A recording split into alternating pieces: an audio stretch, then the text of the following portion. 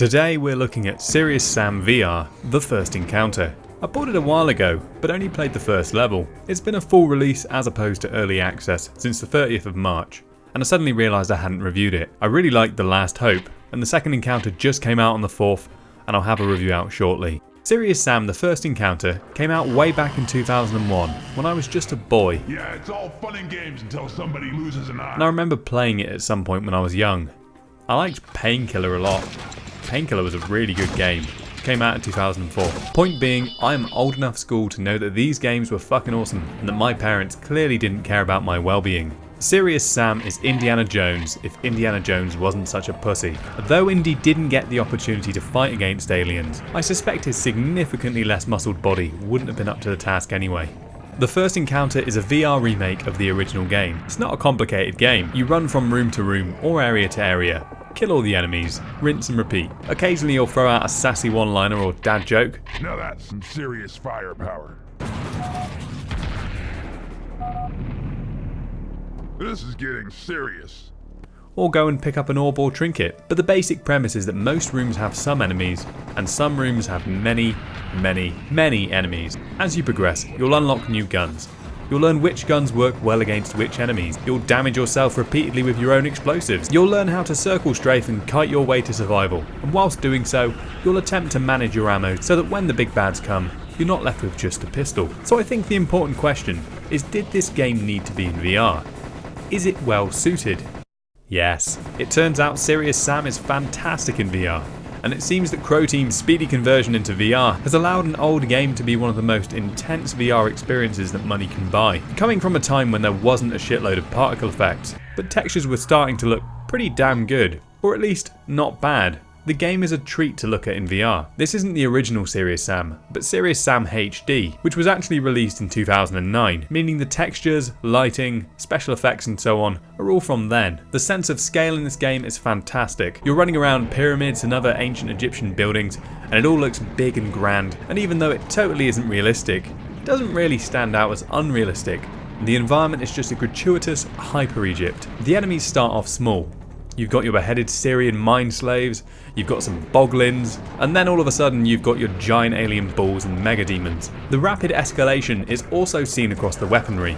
You start off with just a few pistols and a chainsaw, but within an hour you'll be dual wielding rocket launchers to take down big dudes one moment, and switching to your shotguns because you can't be asked to aim at individual plague frogs as they pour endlessly from the ceiling. Despite the collision being non-existent, it's even fun to use your chainsaw when you get the chance. Oh, and if you want to know the real names of any of the enemies, the game has a bestiary. I fucking love when games have bestiaries. Rather than make you wait until the game is nearly over before giving you some of the most powerful guns, you're instead limited by ammo, and the game will use your desire for ammo, health and armor to bait you into fighting additional enemies. When you see a refill pack for all your guns, you know there's probably a stampede to accompany it. The First Encounter was a fantastic game when it came out. We're talking 8 or 9 out of 10 from pretty much everyone on release. So it's no surprise that when you stick it in VR and you take the time and effort to make it feel like it's not a lazy port, it's going to end up being good. The length of the game is actually impressive, with 15 levels. The levels of expected completion times that in my experience were way off, but they get longer as the game progresses. Perhaps I wasn't thorough enough. But when I know I'm going to feel sick eventually, I feel much less inclined to look in every single nook and cranny. That said, being attentive does yield benefits. For example, if you keep your eyes peeled, you can get a rocket launcher a fair bit earlier than you would otherwise. The difficulty is great. In normal mode, playing a bit fast and loose, I started to die here and there at around about an hour in. Personally, my recommendation is to start with normal, give it a bit of time, because the last thing I'd wish upon anyone is repeatedly fighting the same frantic fight, running in circles, dying each time, and each time feeling a bit more nauseous. It's short enough and enjoyable enough that 2 to 3 playthroughs is quite a reasonable proposition if you're enjoying it. It autosaves and you can save whenever you like, so there's usually not much time required to get back to where you died. Another aspect of the difficulty that deserves praise is the way that you get your powerful weapons early on. You get absurd weapons by halfway in. The difficulty becomes much more about ammo management, and as fights get longer, you'll simply need more guns filled to maximum to even have a chance at clearing out the enemies. If you use your guns ineffectively, you'll waste more ammo and end up fighting with your pistols much more often. One final thing I want to specifically praise is the sound design. In a game with enemies spawning from every location, some of which screaming and wielding multiple bombs, it really pays to be able to rely on sound cues. There are no issues here. The sound adds much to the charm. The frequent, epic battle music is also very appreciated and helps make some moments much more epic nearer the end. Expect to hear some heavy guitar riffs.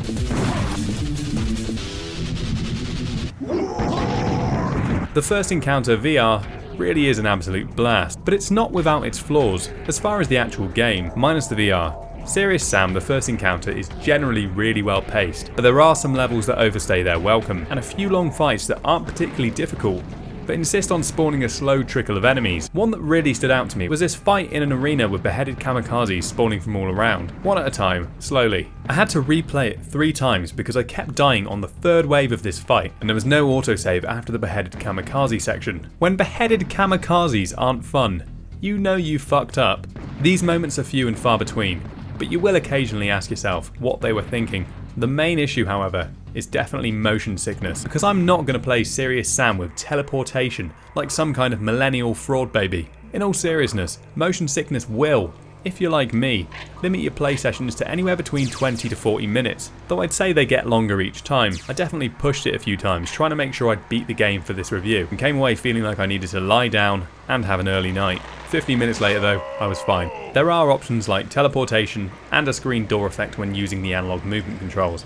I don't want to fuck about with those honestly, so I really don't think it's my place to talk about them. That said, I've played a fair amount of VR games, and the motion sickness I've experienced here, relative to how frenetic the action is, really isn't bad at all. It's just what VR's like. Get a fan on, crack a window, wear a vest, and try to be as physically present as possible. After all of that, I think the last thing that's a bit off-putting about the Serious Sam games is the price. They've released 3 games now, 2 of which are old games, and the other is a wave shooter. Not typically a game type you think you'd be spending AAA money on. Maybe it is slightly less than AAA money. I don't know anymore. I still feel gypped if I pay more than £30 for a PC game. And I'm not saying it's a rational thing to think, because it's not the exact same game. It's the game in VR. I don't personally know how much effort it takes to take a game and put it in VR. And it's really not just about effort. It's about quality and entertainment. But I'll tell you what. Whilst playing the first encounter at 2 AM, drunk, I had a bit of a revelation. Serious Sam in VR is fucking awesome. It's actually crazy that you can now run around in Serious Sam, one of the most over-the-top first-person shooters, dual-wielding any weapon, shooting enemies either side of you with no limitations other than your own physical capability. I don't know why, but I found my tiny room didn't hinder me in this game nearly as much as in, for example, Robo Recall. It's pretty weird, but I think it speaks to how good the control is.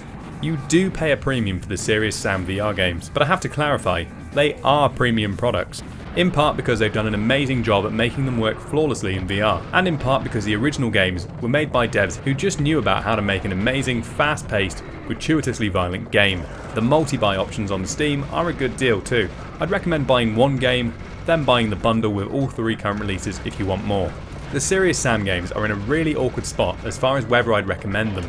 They're expensive, they might make you feel sick, and the likelihood of getting anything other than co-op with your mates is a massive unknown. I tried to find a multiplayer session multiple times, and I never saw a server up. I'm sure it could be sought out, but it's just a reality of VR games whilst the player base is still so tiny.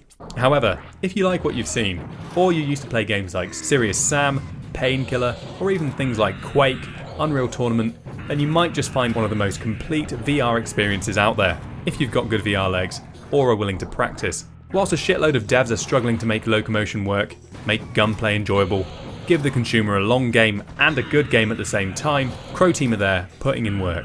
The end result is that the vast majority of VR games can't best a beat-for-beat clone of a 2009 remake of a game from 2001. Now that's serious. Don't be fooled, it's new, it's frantic, and it's unadulterated fun. That's all for this one. Serious Sam 2 review will come out as soon as I've beaten it. I'm not going to rush too much because VR motion sickness sucks nuts. I will say that because it's from the HD remake, it's functionally exactly the same as Serious Sam 1, just with different guns, different enemies, different levels. So that game's review will really be focusing on whether Serious Sam 2 is more or less fun than Serious Sam 1. Thanks for watching. Give me some serious likes and comments, and I'll see you next time.